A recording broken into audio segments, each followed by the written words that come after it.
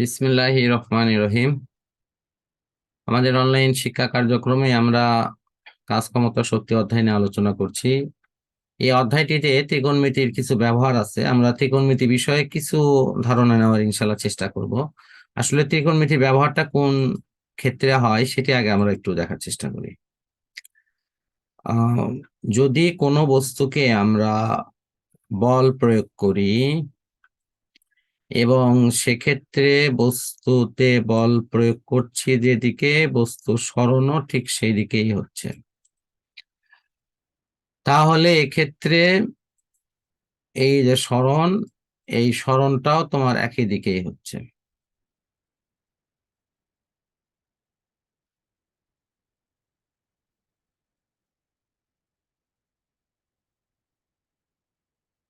সরণ একই দিকে হয়, তাহলে সেক্ষেত্রে আমরা এখানে বল প্রয়োগ করছি। তো কাজ ডাব্লু সমান এফএস।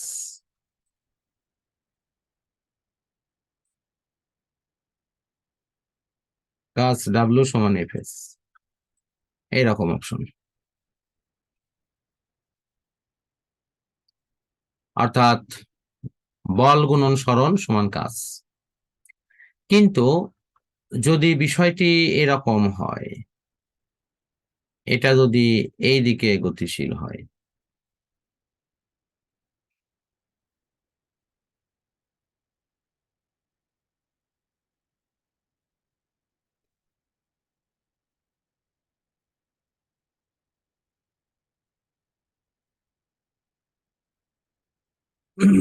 এভাবে যদি উপরের দিকে গতিশীল হয় এবং এখানে যদি এটা থিটা কোণে অগ্রসর হয়, কোণ হলো থিটা, তাহলে আমাদের কাজের ইকুয়েশনটা কিন্তু চেঞ্জ হয়ে যায়।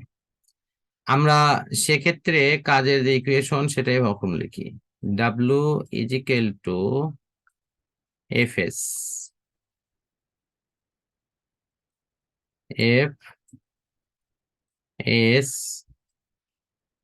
Cos theta.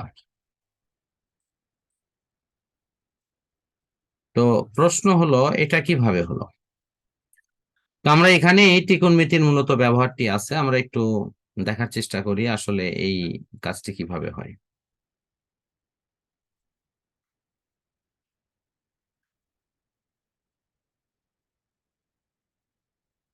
ত্রিকোণমিতিতে আমাদের কমন কিছু অনুপাতের ব্যবহার আছে। যেমন আমরা লিখি ল, লর নিচে সরিও, দ্যাট মিনস লম্ব ভাগ অতিভুজ, এটা একটা অনুপাত। ভ, ভর নিচে সরিও, অর্থাৎ ভূমি ভাগ অতিভুজ। আরেকটি হলো লভ, লম্ব বাই ভূমি। হ্যাঁ লম্ব ভাগ ভূমি। এটা নানাজন নানাভাবে লিখে, আমি আসলে অত জটিলতায় না গিয়ে একটু সরল ভাবে মনে রাখার জন্য সেটাই লিখছি। আহ আমরা যদি রেজাল্ট গুলো লিখি তাহলে এরকম, এটা হলো সাইন থিটা,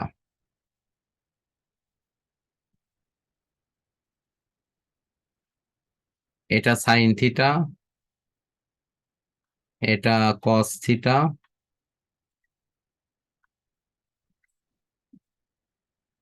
এটা হলো ট্যান থিটা। এই হলো অনুপাত।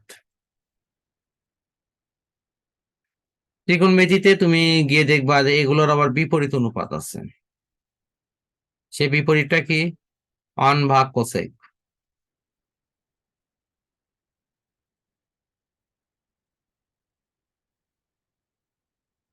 1/cosec থিটা,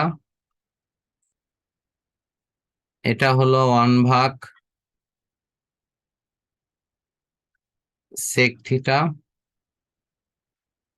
আর এটা হলো 1/cot থিটা।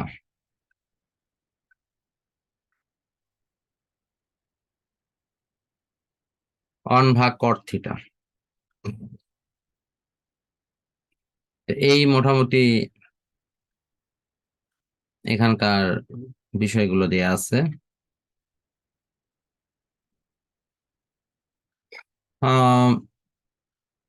দেখো ত্রিকোণমিতিতে তোমার মৌলিকভাবে যে বিষয়গুলোর ব্যবহার সবচেয়ে বেশি, এটা হলো কয়েকটা সূত্র। তো সূত্রগুলো আসলে বইতে নানা রকম ভাবে একটু এলোমেলো থাকে। আমার মনে হয় যে নিজের থেকে একটু গোছায় নিতে হয় মনে রাখার সুবিধার জন্য। আমি লিখে দিচ্ছি, দেখো তোমার এটা মনে থাকতে সুবিধা হয় কিনা। যেমন দেখো sine square theta plus cos square theta সমান 1। তারপরে sec square theta minus tan square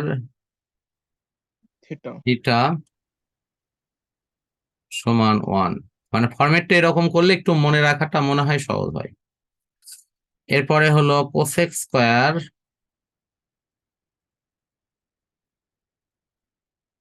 square theta minus cot square theta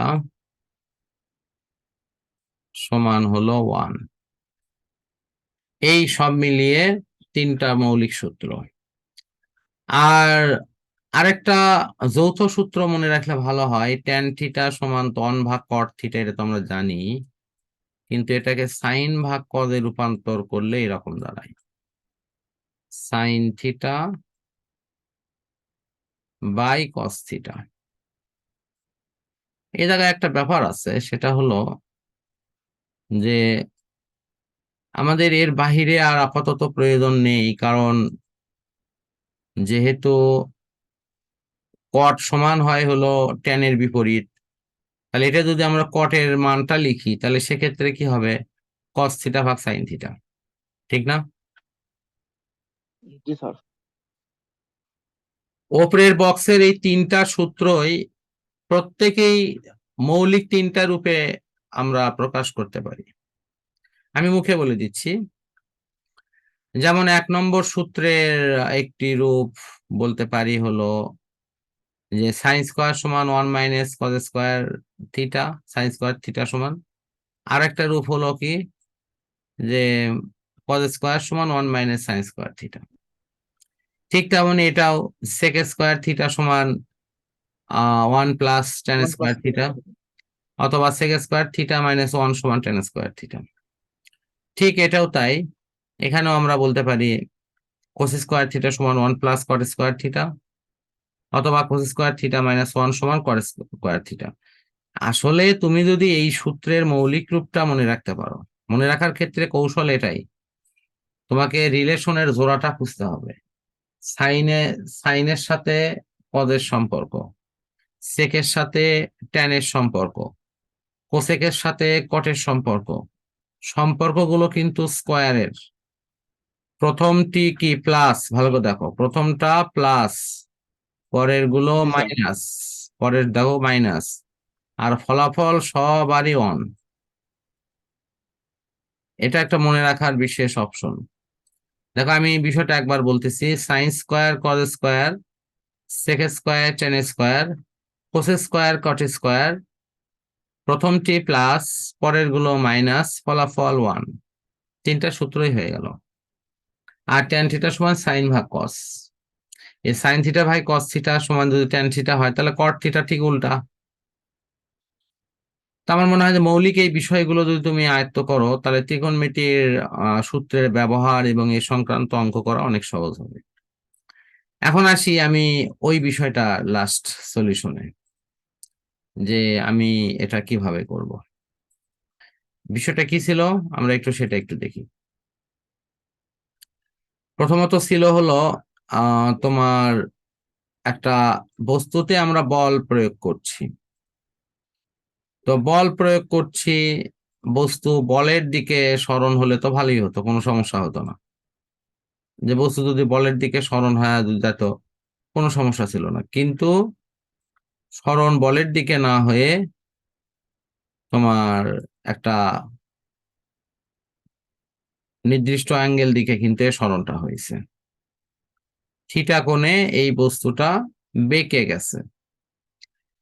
তো ঠিক থিটা কোণে যখন বেঁকে গেল, এই যে থিটা কোণ, তখন কিন্তু আমাদের একটা বিষয় আসলো যে কোণের বিপরীত বাহুকে কি বলা হয় বলো তো? লম্ব না? মনে আছে? এটা জি জানো স্যার। তো নিশ্চয়ই। ত্রিকোণমিতিতে কোণের যে কোণটাকে থিটা কোণ ধরবো সেটা সূক্ষ্ম কোণ, সূক্ষ্ম কোণের বিপরীত বাহুটা লম্ব, আর তার সাথে লাগানো বাহু ভূমি। এটা জানো কি তুমি আসলে, সেটা বলো। জি স্যার, এটা জানতাম। এটা আচ্ছা, ভূমি সমমিতি বাহু। হ্যাঁ। আর এটা তল হয়ে চতুর্ভুজ, মানে সমকোণী ত্রিভুজের দুইটা জিনিস ফিক্সড, একটা হলো সমকোণ মানে 90 ডিগ্রি, আর একটা হলো অতিভুজ, এই দুটো ফিক্সড। এখন আমি যেটা নেব সমকোণ, যেটা আমার ওই সূক্ষ্মকোণ হবে থিটা, তার বিপরীত বাহু হবে কি? লম্ব, আর তার সাথে লাগানো বাহুটা হবে ভূমি। এটাই হলো এখানকার নিয়ম। তো আশা করি আমাদের যেহেতু বস্তুটা উপরের দিকে উঠে যাচ্ছে অতিভুজ বরাবর, কিন্তু আমি বল প্রয়োগ করেছি কিন্তু ভূমি বরাবর, ভালো করে দেখো। তাহলে ভূমি বরাবর অর্থাৎ আমি এক্স অক্ষর দিকে আমি বলটা প্রয়োগ করছি, কিন্তু বস্তু উঠে যাচ্ছে ওই অতিভুজ বরাবর উপরের দিকে। তাহলে আমরা প্রথমে এটা লিখতে পারি, ডাব্লু সমান হলো কি এফ এস।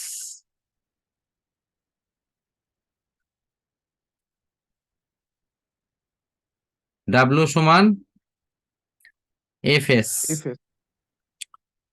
তো এখানে এই যে এস, এই এসটা কি? আমরা জানি যে ভূমি ভাগ অতিভুজ সমান কস থিটা,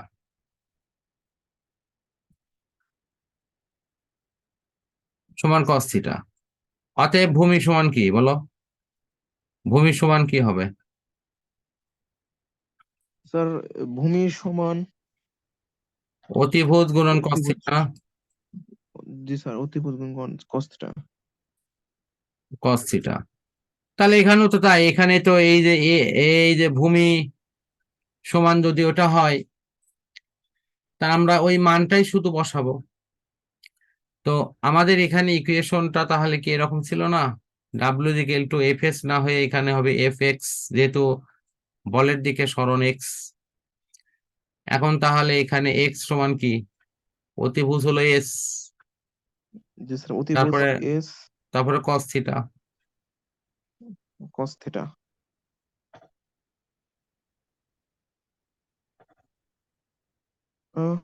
স্যার, আরেকবার রিপিট করলে স্যার একটু ভালো হতো।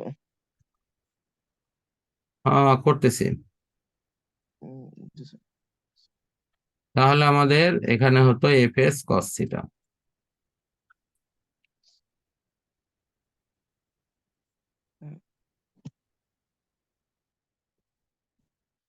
তুমি একটু এইটার দিকে তাকাও, একটু আমি কালার ভিন্ন দিয়ে একটু মার্কিং করে দিচ্ছি।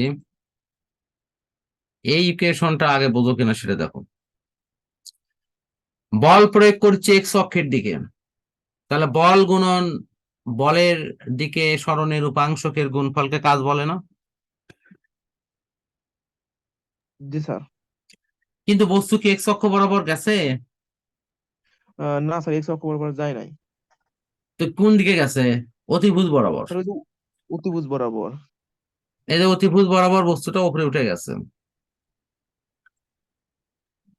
বস্তুটা কিন্তু উপরে উঠে গেছে অতিভুজ বরাবর, ঠিক তো? জি স্যার। তাহলে জি স্যার। বস্তু যে উপরের দিকে উঠে গেল, তাহলে তখন আমরা এই যে ভূমি যে এক্স নিয়েছি, তাহলে এক্স এর মান ত্রিকোণমিতি থেকে এটা না? আহ উম, এই যে দেখো উপরে, এটা কি এক্স এর মান না? জি স্যার, ওটা এক্স এর মান।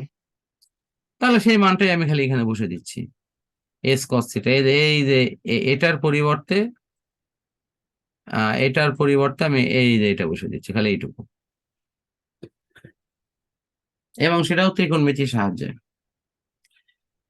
একটু জি সহজে স্যার, মনে রাখো বুঝতে একটা পারছি। জিনিস, ভূমি সমান অতিভুজ গুণন কস থিটা, আর লম্ব সমান অতিভুজ গুণন সাইন থিটা। মনে থাকবে জি স্যার। শর্টকাটটা? জি স্যার, মনে থাকবে। হুম। আসলে কিন্তু এটা এটা নতুন কোনো পড়া না, এটা ওই ত্রিকোণমিতিতে লম্ব ভাগ অতিভুজ সমান আহ সাইন থিটা, আর ভূমি ভাগ অতিভুজ সমান কস থিটা, সেটার থেকে তুমি ডাইরেক্ট এটে লিখতে পারো। আমার মনে হয় এটা ক্লিয়ার। জি স্যার, ক্লিয়ার। আর তারপর তো মনে হয় সমস্যা নেই, আমি এটা ক্লোজ করে দিচ্ছি।